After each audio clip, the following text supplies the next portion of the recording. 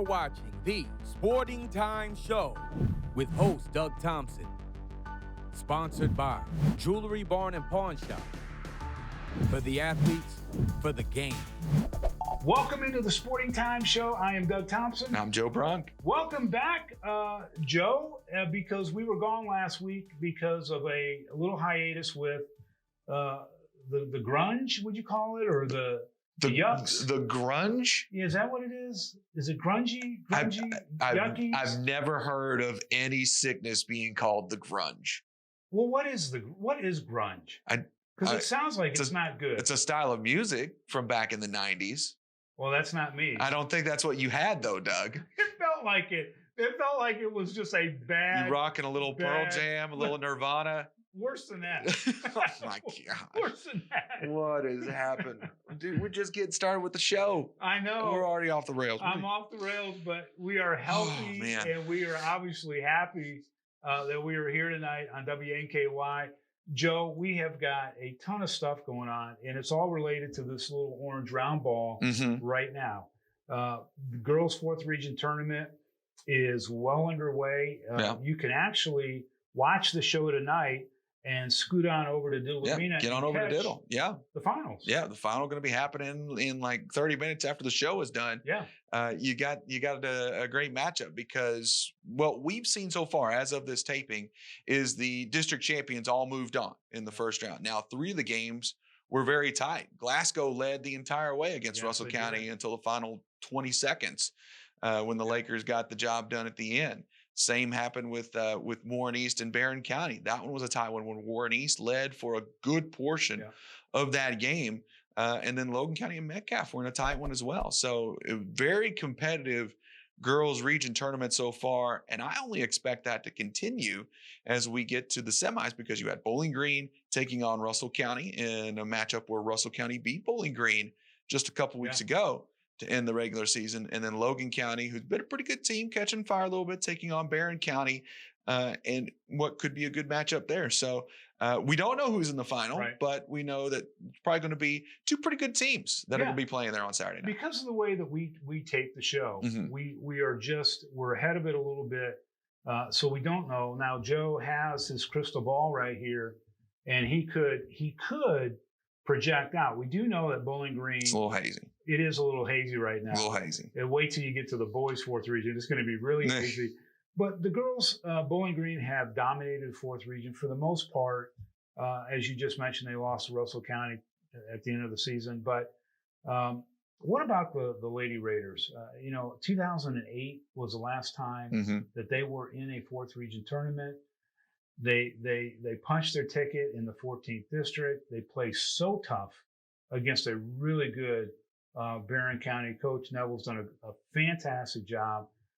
What can you say about that team, Joe? They just got a bunch of athletes on that team. Yeah, it was a really good year for Warren East and a nice comeback year for that program. And we hope that can continue on as the years go on. Lucy Patterson got all the attention, and deservedly so. She's a phenomenal athlete. She can do a lot of things really well. But, I mean, even in the game that they won to get to the regional tournament, the game against South Warren, Patterson really didn't catch fire until late in that game. Caroline Forrester, Olivia Price, players like that, they were the ones that were getting the job done. And honestly, Warren East isn't in that spot without Forrester. I think she was the difference maker in that game against South Warren. And, she had another great effort last night against Barron County. It was so tough to see them, play so well for most of that game, led the majority of the way. And then in the fourth quarter, Barron County, with the experience that they have, and Bertram, who's so good for Barron County, she big shot Bertram. All right. All right. She knows how to make the big play. And so they just were able to come through and get the win at the end. But man, what a year for Warren East. And you got to like what they're going to be able to do down the road. Yeah. So, I mean, it's fantastic. But when you have a team with athletes and they're multi-sport athletes. So if you're ever in at the debate is, should we just play one sport or different sports? You have softball players, you have soccer players on that team. They're athletes and good athletes can rise to the occasion like Caroline Forrester did, Mm-hmm. Lucy Patterson, Heimer. I mean, they Yeah. just they know how to compete. So congratulations to them on a great season. And again, we don't know who's in the finals, but whoever it is, they earned it. Yeah, and then the winner of that game will go on to take on the 16th region champion, which is more in the mountains. I think Ashland Blazers a team out there. I forget the other ones who are kind of the front runners in there. You're But from the mountains. I mean, yeah, but not the 16th. I'm from the 14th. Yeah. So it's a little different area. Foothills. Yeah, sure. Whatever you want to say, Doug. Whatever. Anyway, we are going to take a short break. When we come back, we are going to try to unpack this 4th Region Boys Tournament, talk a little bit about some of the matchups. Of course, we will be beyond the first round when this show airs. There will be the semifinals and the finals and the boys. Let's see if Joe can get his crystal ball going and make some predictions, right here on the Sporting Times Show on WNKY, NBC 40. We will be right back. As far as engagement rings, or any ring for that matter, or any piece of jewelry, there's nothing that we probably cannot do. Every engagement ring imaginable is available here. We not only have in-stock pieces, but we also make custom-made jewelry. Anything that they are seeing in a mall-type setting, we can absolutely reproduce it if we don't already have it in stock. I will say we're very personable here. We try to make it very special for everybody.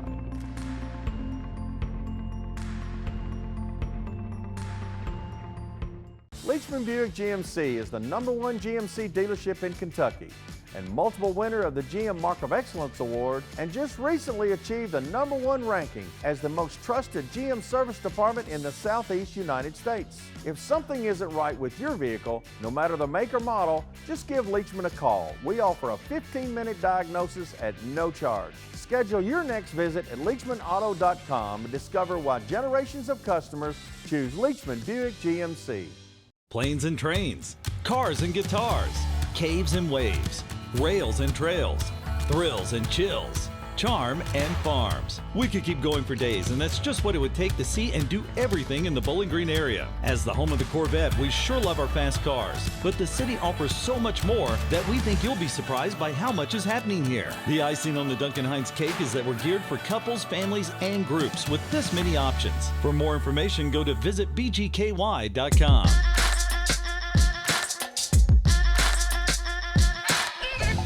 Welcome back to the show. Doug Thompson, Joe Brunk. We talked and we decided that it was the crud that I had and not the grunge. But I could have been listening to some 90s music when I had the crud. Yeah, I mean, Doug just he's a man of history. That's when right. it comes to music. All eras of music are open to Doug Thompson. It is very true. I am a historian on music and can do quite a bit of the Eagles cover myself. With that being said, maybe third segment we'll get to that. That's right. You know, maybe not. Maybe we got some time in the third segment this week. Maybe not. No. So anyway, 4th Region Boys Tournament. Yeah.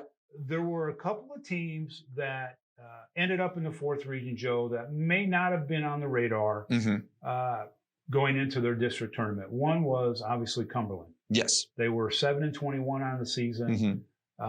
They get a big win over Russell County, who has always been, it seems like, in the 4th Region tournament.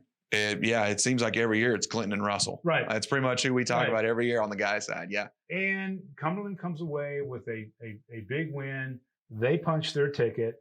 They take on a very, very tough Logan County out of the 13th district, who won that district. And Joe, that's an uphill battle for Cumberland. It is, but to give credit to Cumberland, they came in, and that 16th district was really very competitive. I mean, Cumberland came out, they beat Metcalfe County on a few occasions. I'm pretty sure they split with Russell in the regular season. Like there was a lot of infighting in that 16th district. And so to say that, it's a shocker that they came out of it, I don't know if it necessarily was, but Cumberland County got the hot streak there in the 4th quarter against Russell County when they needed it, and had another nice 4th quarter performance to make it a tight game with Clinton County, who we all say is a pretty decent team and think have a good shot in their first round matchup with Franklin Simpson. So, to say that Cumberland County is a shock or surprise, I don't know.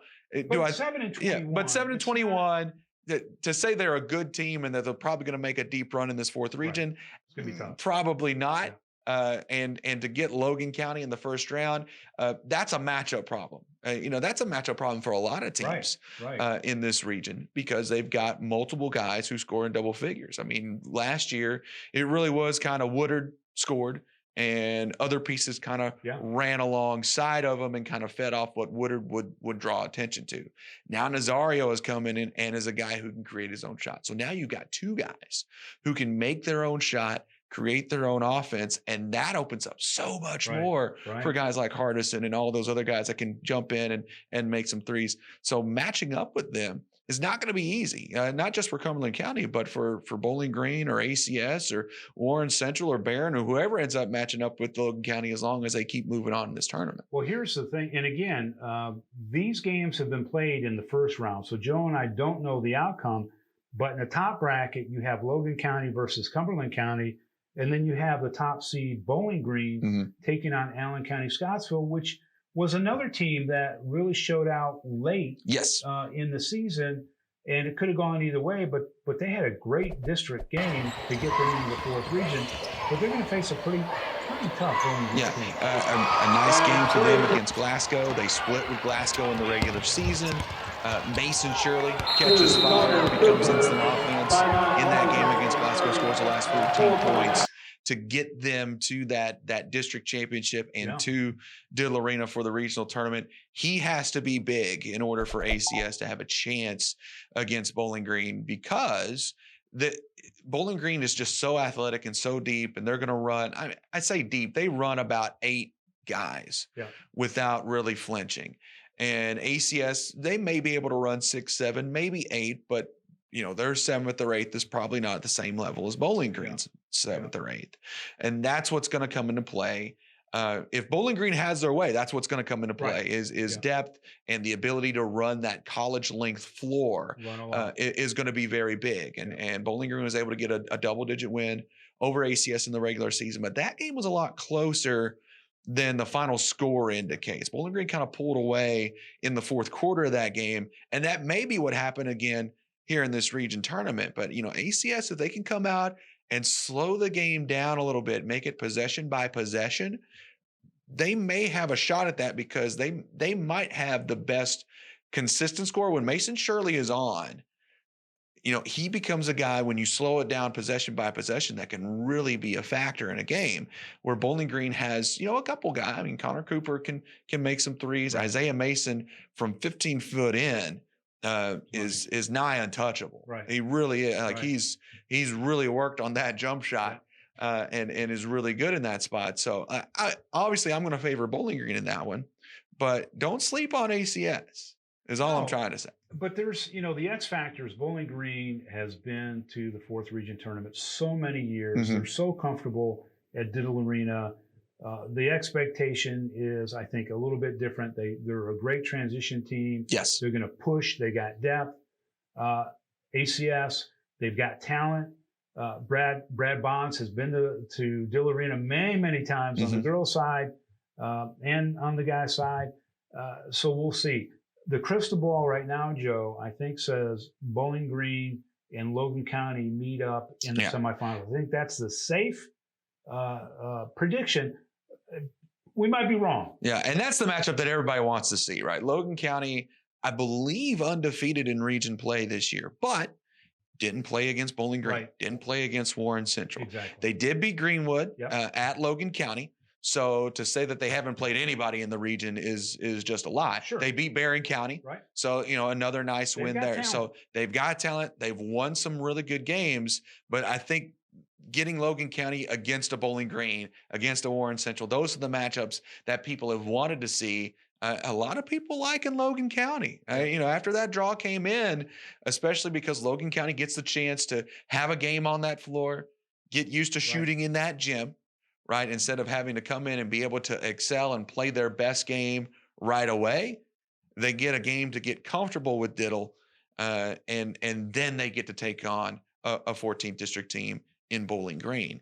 So a lot of people like it. It does help. And here's the thing. I think both teams are going to be well rested. They're playing on Tuesday night in the first round. They won't play again until Monday. Right. So they've got almost a week off to prepare and to rest up. I think you're going to see two teams that are going to be at their prime and ready to go. That's going to be one heck of a matchup because I think both teams will really kind of look to go man to man. Yep.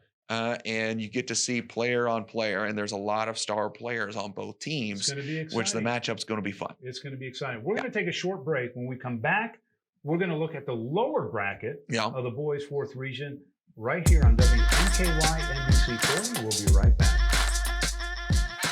As far as engagement rings, or any ring for that matter, or any piece of jewelry, there's nothing that we probably cannot do. Every engagement ring imaginable is available here. We not only have in-stock pieces, but we also make custom-made jewelry. Anything that they are seeing in a mall-type setting, we can absolutely reproduce it if we don't already have it in stock. I will say we're very personable here. We try to make it very special for everybody.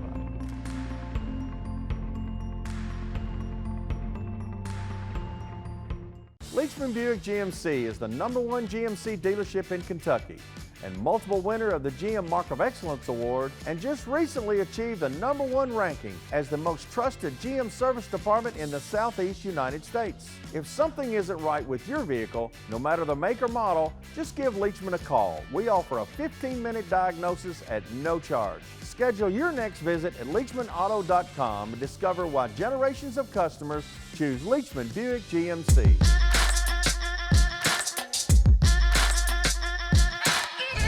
Welcome back to the show. It is crazy in here today. We are going to continue our talk about the boys' 4th region tournament. Yeah. The lower bracket. Joe and I just had kind of a food conversation off air. We'll leave that off air. We tend to talk about food a lot. We in this do. office. We do. But in the lower Just saying. bracket, there is all basketball with Clinton County out of the 16th taking on Franklin Simpson out of the 13th, and then Warren Central out of the 14th taking on Barron County out of the 15th. Let's start with the 13th versus 16th. And Coach Messer, he has done an incredible job, Joe. They lost 45 points of production from their 2 stars that graduated. He's been able to put it together, though. He has. And when you lose guys like Jackson Harlan and Seth Stockton, those guys who have been playing for a long time and successful for a long time, and they've won some games in Diddle, and you lose that completely. And last year, we didn't really name off any other guys from Clinton County. So we weren't sure who was going to step in. And even when Media Day came around this year, that was the question about Clinton County. Right. Would they have somebody step up and be the guy? And Chase Steins has kind of stepped into that role. He's kind of the leader, at least offensively, averaging about 16 a game. But they've spread out the rest of it pretty evenly. Which is a different way than what we've seen from Clinton County in years past. And so for Coach Messer to be able to adapt to his talent and come back and still be as successful, 20 plus wins again, after losing all that he lost.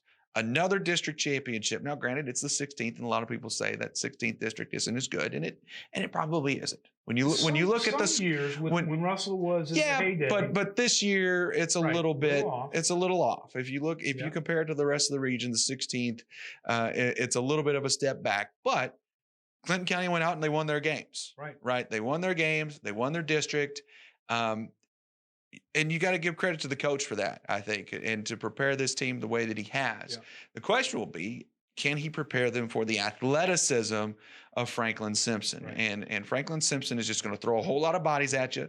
They're going to try to lock you down defensively because that's when they're at their best. You know, we saw them when they beat Greenwood early in the season. It was all defense. They did it with defense. Yep. Anytime that they've been successful, it's been when they can hold teams to lower scores. And I think you could honestly see that game. Of course, you guys have probably already seen that game. That score could end up being 50-45 as a final, and no one bats an eye because neither one of these teams really puts up a ton of points. They kind of both do it with defense. And so you could see a really low scoring game. And the question will be, when it becomes kind of possession by possession, who's going to become those go-to guys, and can they execute with the lights on them and the chance to move on in this region tournament? The other thing, both coaches, D. Spencer and Coach Messer, have been at Diddle Arena. They've coached in Diddle Arena. They're comfortable in Diddle Arena. But that college length floor and the fact that this is a first round matchup, I think it's a great first round matchup for both of these teams because it could have been so much different. I mean, Clinton could have pulled a Warren Central, for instance. I mean, so we'll see how that goes, but you're absolutely right. The athleticism of Franklin Simpson and that lockdown defense, it'll be interesting to watch. Coach Messer, he demands his players to leave everything on the court, and they do. I mean, these guys go hard every second of every quarter. So it's going to be a great first round matchup. The other matchup I think is really compelling is Barron County and Warren Central. And I think Warren Central, everybody believes, Joe, that Warren Central and Bowling Green, if history proves right, will be the two teams that make it into that fourth region final. I think Coach Cunningham will have something to say about that. I think he will too. This is when the drawing came out, this was the first round matchup that everybody gravitated to. And that was going to be how it was going to be. Like, no matter who Warren Central got, that was going to be kind of the marquee matchup because they were going to get a region champion or a district champion, right? Because they're the 14th district runner up. So because Warren Central is who they are and the fact that they were going to get a district champion in the first round, that's going to be your marquee matchup 9 times out of 10. Right.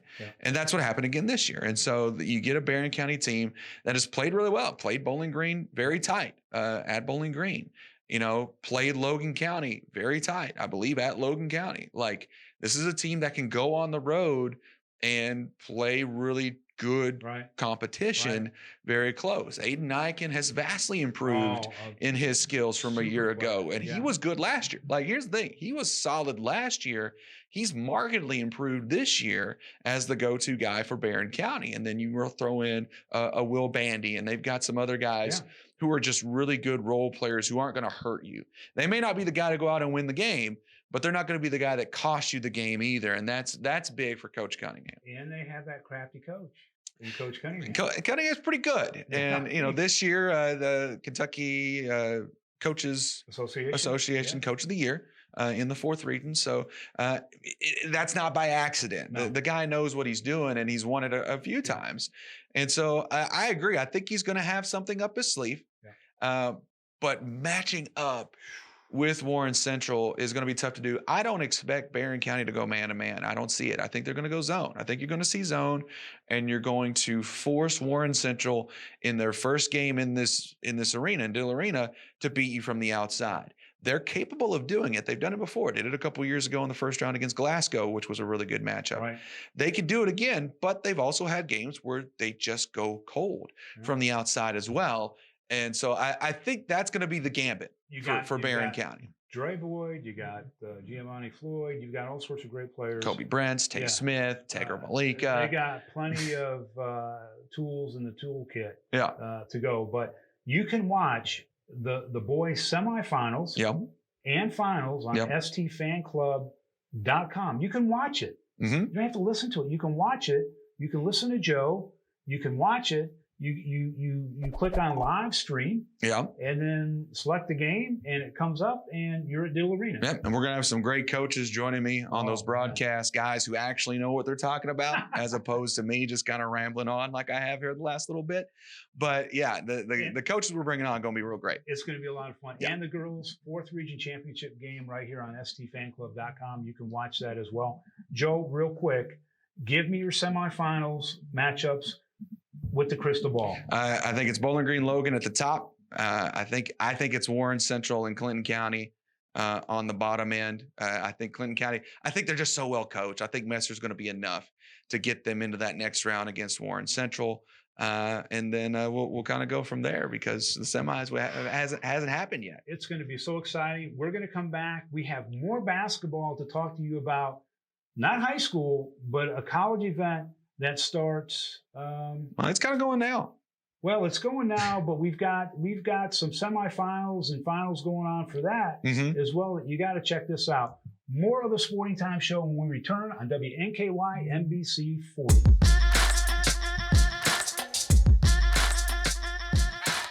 As far as engagement rings or any ring for that matter, or any piece of jewelry, there's nothing that we probably cannot do. Every engagement ring imaginable is available here. We not only have in-stock pieces, but we also make custom-made jewelry. Anything that they are seeing in a mall-type setting, we can absolutely reproduce it if we don't already have it in stock. I will say we're very personable here. We try to make it very special for everybody.